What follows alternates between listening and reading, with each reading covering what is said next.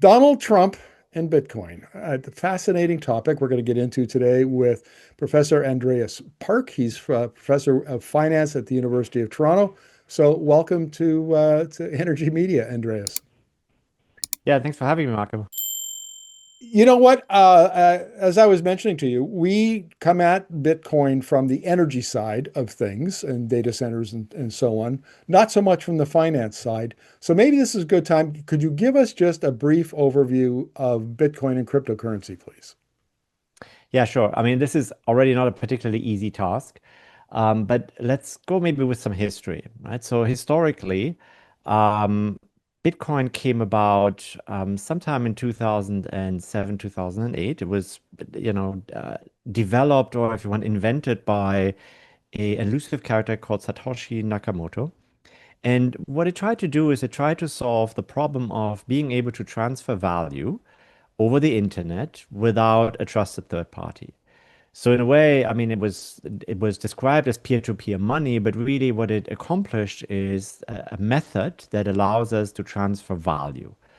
Now, there's other things to Bitcoin that are very specific. That has to do with, how much Bitcoin there is and so on and so forth. But the technological innovation was really to take three existing technologies, put them together in such a way that we can transfer value. And that's not an easy task if you think about it, right? Because normally when you send something over the internet, you send them data, and the data usually can be copied, so it's not unique. So sending somebody something that where you can maintain uniqueness is quite the feat. And there was a problem that people tried to solve for a long time, and Bitcoin was the first solution that actually made that happen.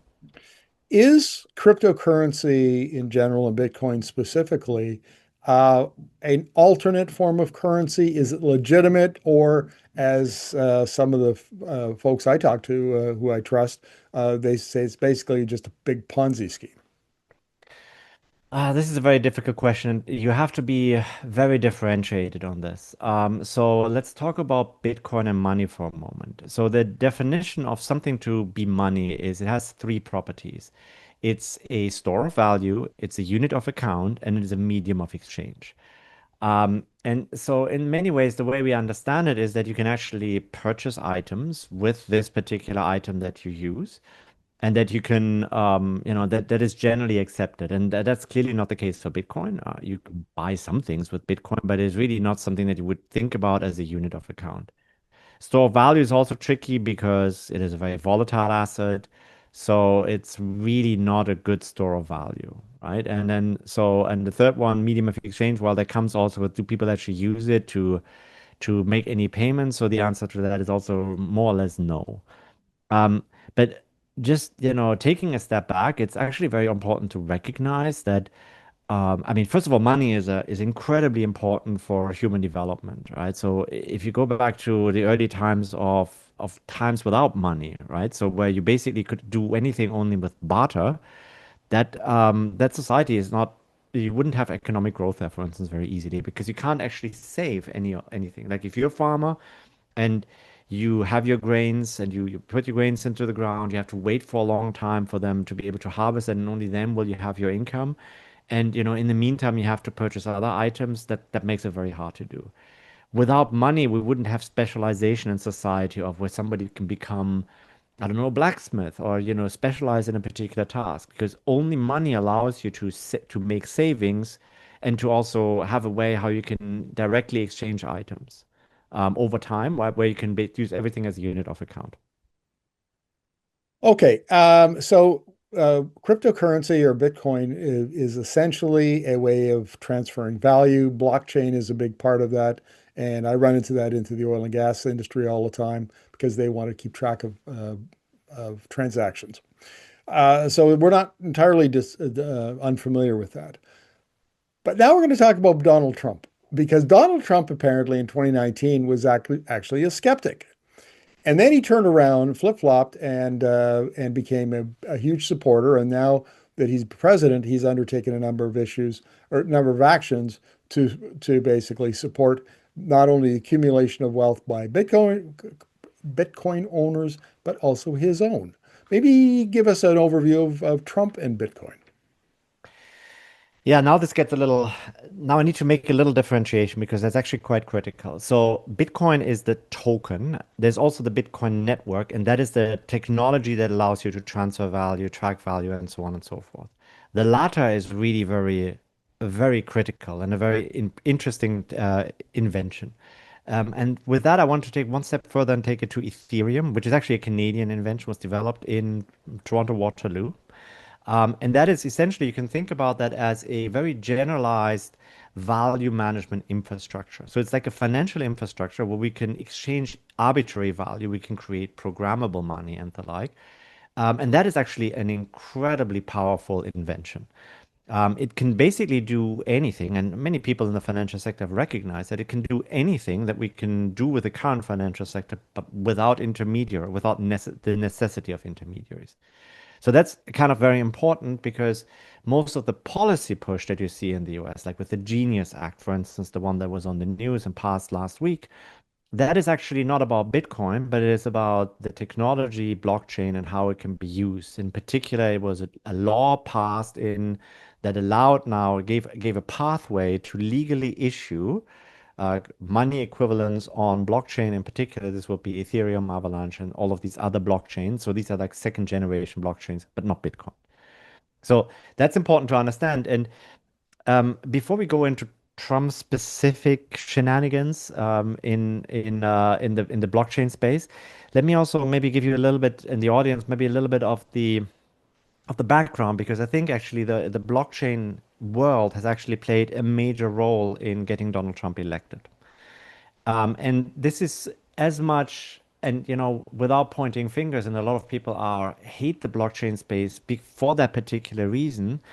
But it should not be discounted that the Democrats in the US literally had a concerted effort to kill blockchain technology.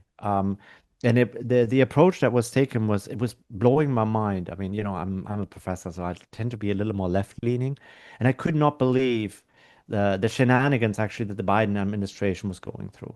Now, I don't want to go into the details here, but it is important that a lot of people believe that this was an incredibly oppressive approach with no need, right? There was no need to be doing it. There was an argument, oh, this is all about criminals and so on, but it was really about a technology that you're basically trying to kill, right? Okay, so the Biden administration had the hand was too heavy in their regulation and of Bitcoin and blockchain and the network. And so, if I understand correctly, then the supporters of Bitcoin contributed financially to Donald Trump's campaign and helped him get elected. That and it goes a step further. Actually, they picked, as a group, they basically took all of the districts and they picked candidates that were pro crypto, Democrat or Republican, and supported them very heavily. There was actually a number of Democrats that are also pro crypto that were reelected with the help of the crypto industry. And it was a pretty big coalition of single issue voters, if you want, right? And they put a lot of money into it, and money matters in the U.S. politics. And it got Donald Trump elected, but also got a lot of members in Congress elected that are pro crypto. And this is kind of important to know that the acts that have come out, the Genius Act, for instance, has actually passed with over 100 Democratic votes. So it's not a partisan vote at all, right? Now, so that's basically, and what we're trying to see, and what Donald Trump has said is we want to make the United States the blockchain capital of the world. And now, so from an economic perspective, there are a lot of reasons why this is maybe a smart move. So what he did essentially is he established a pathway to issue what's called stable coins. So this is a digital representation of a fiat currency on a blockchain. He set a framework that made it legal to do it. Now, the way it's done is actually there are stable coins that actually operate exactly as the Genius Act prescribes it, but it now gives a pathway to a much broader group of entities that can use it, like banks, for instance. Right? And what that does is it basically cements, if other countries don't react to it and take the reality of the blockchain as given, it makes basically the US dollar the de facto currency that is used on blockchains, period, right? And so this means that there's a new technology, new financial technology, and everything will be denominated in the US dollar. So if Canadian firms, energy firms in particular, want to sell their energy, I mean, they're already using the US dollar, but now they will use a blockchain. They will get paid in the US dollar. And say if Canada does not provide a pathway for people to convert this, this is a real problem for us. Andreas, is it fair to say then that the technology behind Bitcoin and blockchain is legitimate, is a significant advance, has potential to be a very good thing for the economy generally, and I guess for the American economy. Uh, but there are shenanigans going on, and everybody's attention is focused on Donald Trump. So let's talk about Donald Trump. What shenanigans has he been up to with this technology? So let me make it first very clear. So the technology is just a technology. There's nothing illegal or illegitimate about it. It's just what it is. It's clearly been used by criminals, and this is a major problem, right? There's no question about it. There are on this world, on this technology has been used very successfully by scammers and pick butchers and everything. Terrible, terrible people. Really terrible things happen using this technology. Um, Now, to Donald Trump specifically. So the part which is really very, I mean, this got really literally everybody in this world pretty mad is that he just before the election he issued his own coin, the Trump coin. And in a way, so the way he does it, and you and I, we both can do it actually, right? So you go to a website called pump.fun, you create your own tokens. This takes 5 minutes to do, right? Costs you like $5 to do. You can issue your own tokens, right? And use what's called the Solana blockchain for this purpose, by the way. And now the problem is this like opens the door up for any kind of corruption, if you want. Like, and this is a massive problem in the economy as a whole. Any, corrupt civil servant, industry leader, or whatever can issue a coin and say, hey, I have this great coin. And then people can buy this coin and basically use this as a way, as a pathway to funnel money to you anonymously and basically influence policy and get you whatever favor there is. It's really just so wrong. It's wrong on so many different levels. I don't even know where to begin.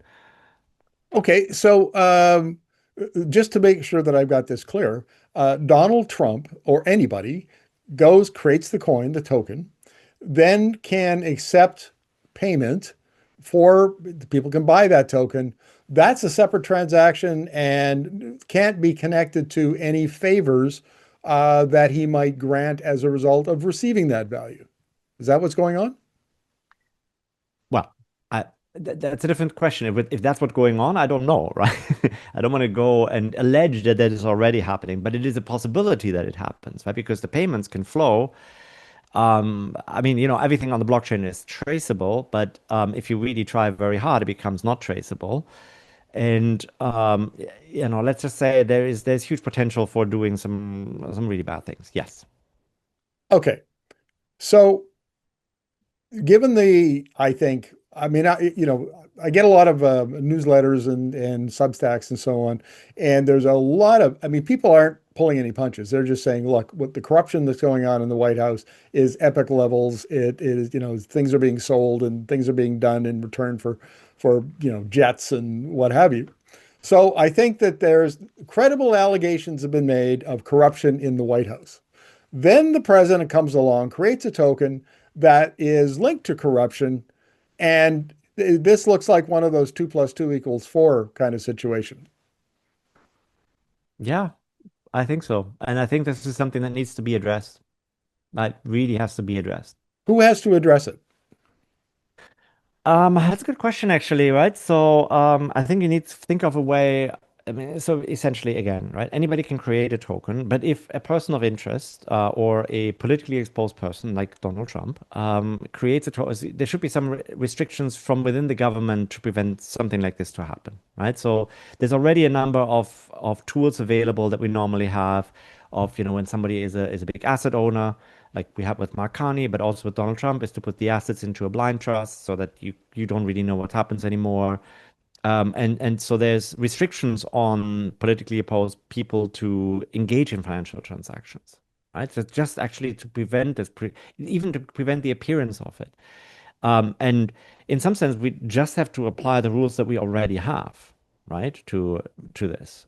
So, I mean, he obviously announced that he was issuing the coin, right? But he has very little shame on using all of the tools available for him, right? So it's a little bit difficult to.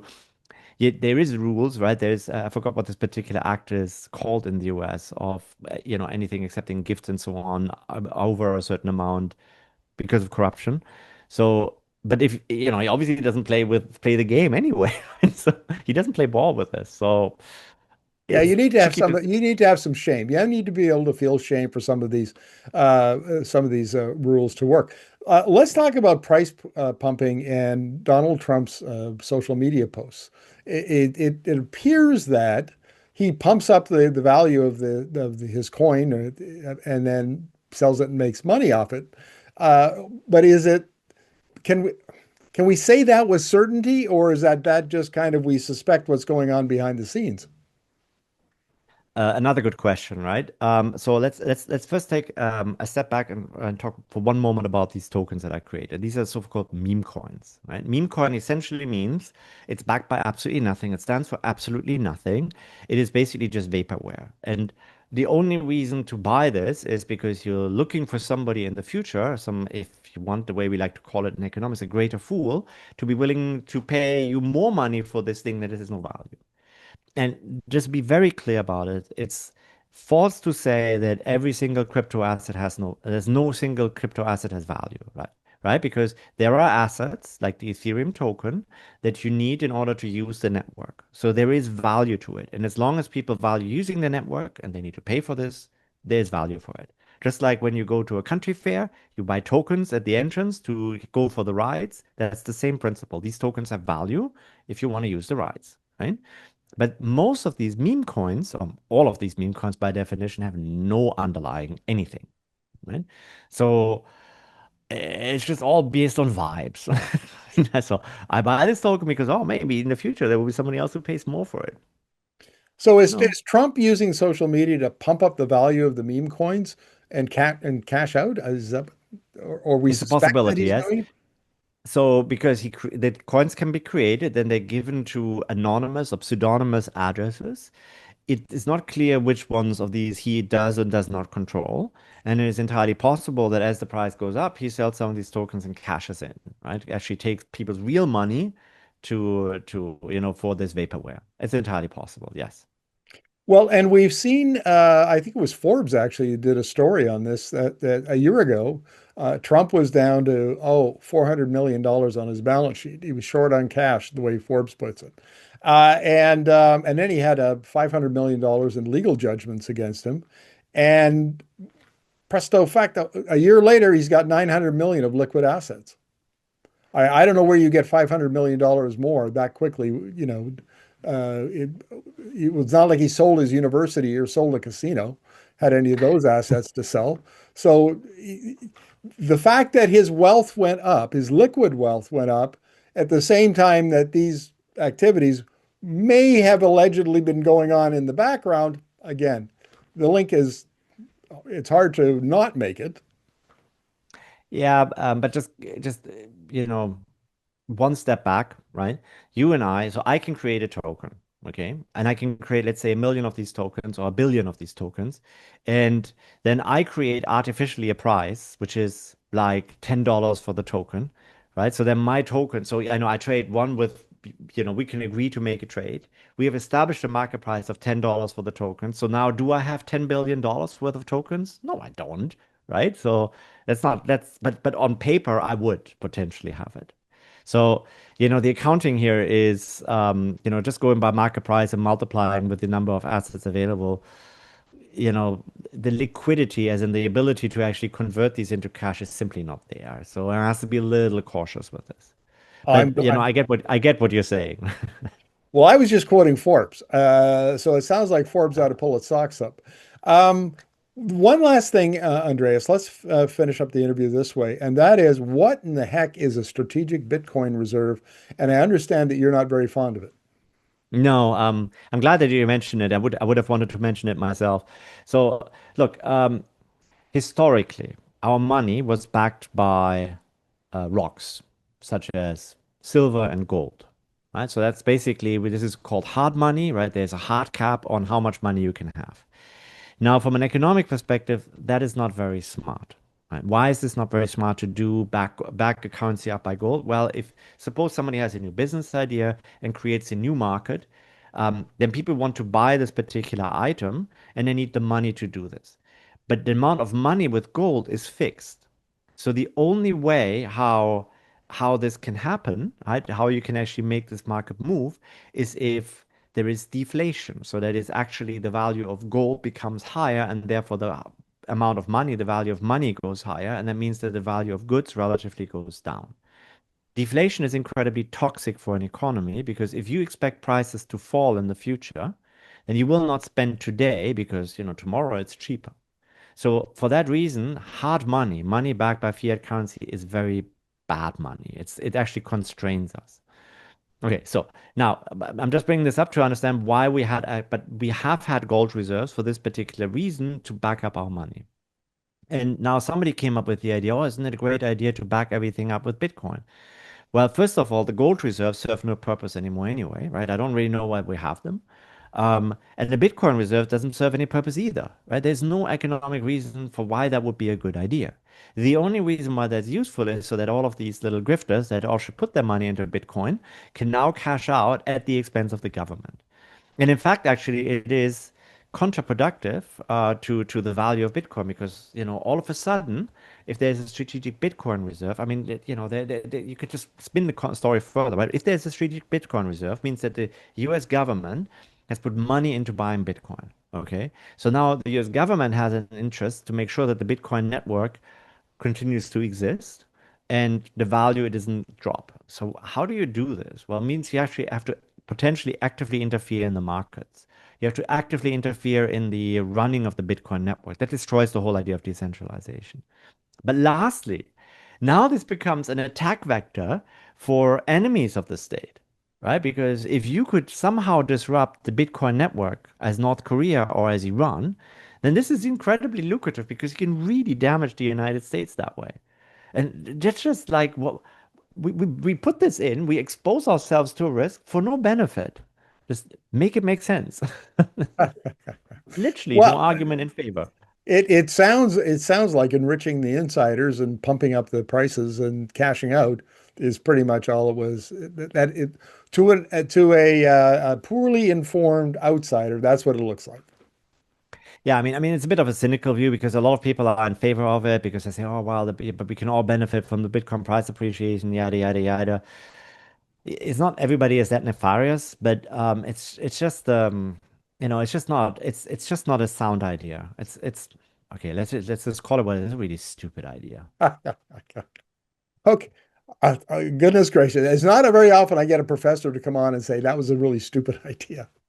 Okay, can you sum this up for us then, just to finish the interview?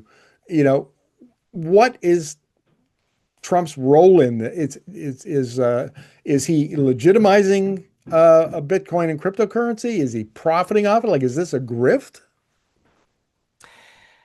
Okay, let me say this. In the blockchain world, there are really three different streams, right? There is the stream which tries to make it legitimate, useful, to make the world better, to make this a financial infrastructure or a tool which can be improving our world and our lives, right? So this is the world that I'm interested in, and it is there, and it's legitimate, and there's nothing wrong with it. And we should be cheering these people on. Obviously, it sounds a little self-serving, but you know what I mean. Then there are the grifters that just basically jump on a bandwagon and look for a quick buck. A lot of what Donald Trump does is about this. But a lot of the rulemaking that currently goes on in Congress is really concerned with the first part, not the second. And then there's all the criminals and the really fundamentally evil people that we all have an interest, grifters and legitimate people to keep them out. And you need to support and grow the legitimate parts so that you can actually actively combat the bad guys and work to keep them out. And I think this is really an important perspective to take here. Andreas, thank you very much for doing this. I'm not an expert on it, but I know a whole lot more than when we started the interview. So thank you very much for this. Well, thanks for having me. It was great fun.